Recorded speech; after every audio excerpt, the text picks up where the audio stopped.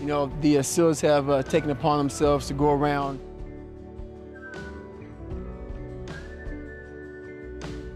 We live in a world that we want to be as comfortable as we can. And we wonder why we have no growth. We wonder why when the smallest thing in our life gets difficult, we wonder why we cower and we run away. Because we are kind of living our whole life is set up that way. Our whole life is set up in the path of least resistance. We don't want to suffer. We don't want to feel discomfort. So the whole time we're living our lives in a very comfortable area. There's no growth in that. So for me, I realized that. The reason I became 297 pounds is because that was comfortable. What was very uncomfortable was running. What was very uncomfortable was being on a diet. What was very uncomfortable was trying to face things that I didn't want to face. And I also realized when I was really big, I had no growth. Why? Because I was living comfortable. So I realized for me to find growth, I had to face all of these different things that made me very, very uncomfortable.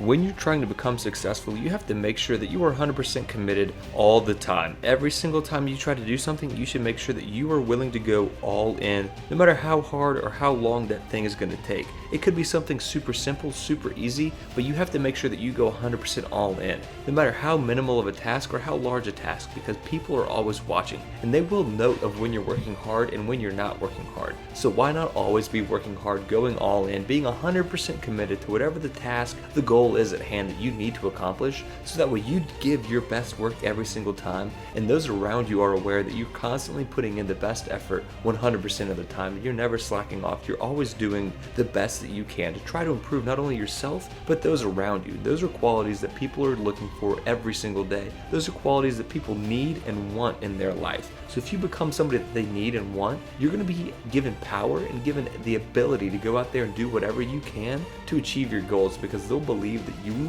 have whatever you can in your best interest. So if you get excited about one little thing and you fully commit to it and others notice, then you're on a set path to being successful, because others are going to want you to be excited to do whatever they want to do. And if you join that excitement and then you can bring them in for that excitement, they're going to be excited to work for you and with you. And once you get a little group going like that, it's going to be excited. That's going to be really hard to stop.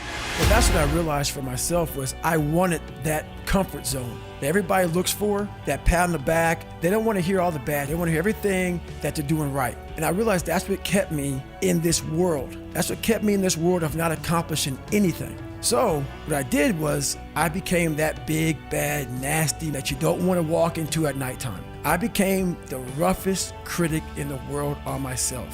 And that's what changed me. I literally saw myself in the mirror. I saw the truth versus saying, my dad did this to me from beating me. Kids in school from calling me nigger did this to me. My life did this to me. My broken foundation did this to me. I took that. Some people may help this happen, but now I have to own this. No one's gonna come back to save me. I had to realize I had to take a stand. And it was painful to look at who I was, what the world and myself created. It created a very lonely, depressed, insecure man that would do anything just to have a friend. And I saw that as very pathetic. When you look at the truth, it becomes very ugly and pathetic. Let's talk about something I don't talk about enough: hard work. Or I have the 3 H's: humility, honesty, and hard work. So as far as that goes, you gotta be honest with yourself. Are you smart? Are you not smart? Are you in good shape? Are you not in good shape? Are you fat? Whatever you are that you're not happy with, it takes a lot of hard work to improve that about yourself. For me, I wasn't smart, wasn't the best athlete, so most people could study for an hour while studying for 6 and 7 hours for a test. To run 100-mile races, I had to put in 120-mile weeks. Somebody was putting 70. For the pull-up record, I failed 3 times. I did 6,000 to 7,000 pull-ups in 8-9 months and still failed. At the end of the day, hard work may not be enough. You still may fail. Just stay at it and go at it. I've always hated these mornings. I started waking up at like 4 o'clock in the morning and looking at my shoes for 30 minutes. When I weighed 300 pounds, I had to lose 100 pounds really fast. And so I had purpose then when I was losing the weight. And then purpose was trying to be an Navy SEAL, and then purpose was trying to be an Army Ranger. And then purpose was trying to do these 100-mile races or 50-mile races or 200-mile races.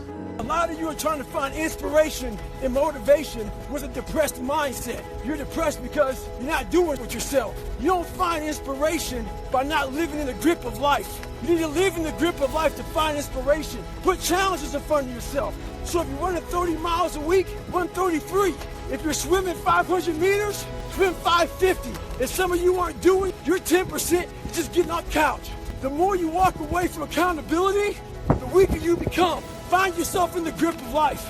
The most important step we'll ever take in life is our next one. A lot of us get our feet stuck in concrete. We're afraid to make enemies. We're afraid to speak what's on our mind. We're afraid of being in that group of people.